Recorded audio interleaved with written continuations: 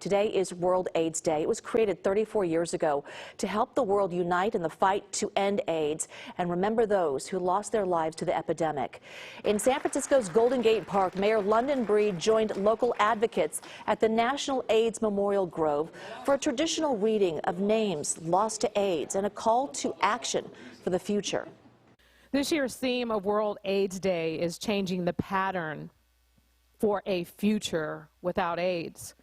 And if we are serious about getting to zero, we can not get there without first addressing the disparities people in this community face. And in the South Bay, San Jose City Hall is displaying large sections of the AIDS Memorial Quilt. A candlelight vigil started in the last hour.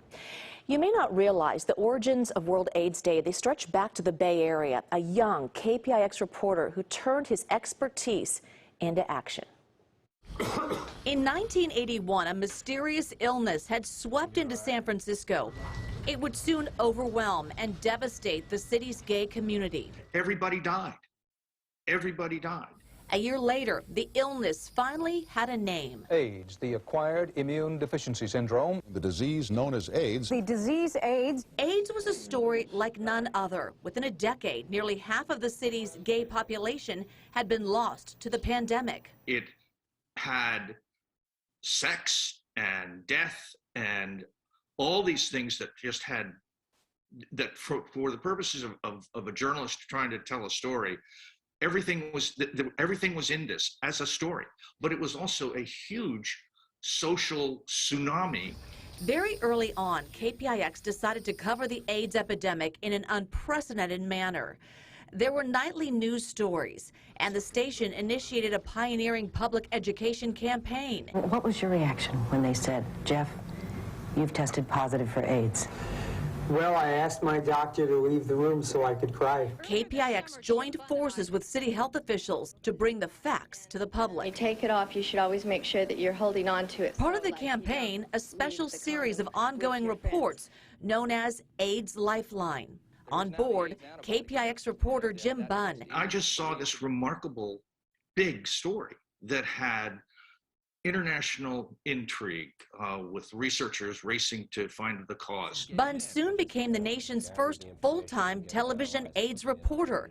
He traveled around the United States and the world to report on the pandemic. But AIDS is not just a gay disease. Bunn's reporting caught the attention of the World Health Organization in Geneva, Switzerland. The United Nations agency is responsible for international public health. Officials asked KPIX to loan Bunn to the organization to help them develop an AIDS education plan. KPIX agreed. I was gobsmacked because here I was, the stupidest high school biology student in the history of American public education, being asked to go to the World Health Organization and help with the global pandemic. In 1987, Bunn and another public information officer came up with the idea to galvanize public support for research and a way to end AIDS. Bunn announced the plan to Stockholm at the International AIDS Conference. On December 1st, every year would be known as World AIDS Day. That World AIDS Day model was actually patterned after the experience that we had with AIDS Lifeline. World AIDS Day is regarded as the longest-running disease awareness initiative of its kind in the history of public health. Bunn is proud of its legacy, which stretches back to KPIX. I think we became the reputable source because we were so dogged in our pursuit of the story. A story that continues to unfold. Last year alone, more than 1.5 million people were infected with HIV, the virus that causes AIDS. December 1st was chosen because it fell sometime between Thanksgiving and the winter holidays, where there is a lull in the news cycle. An insight a reporter would know.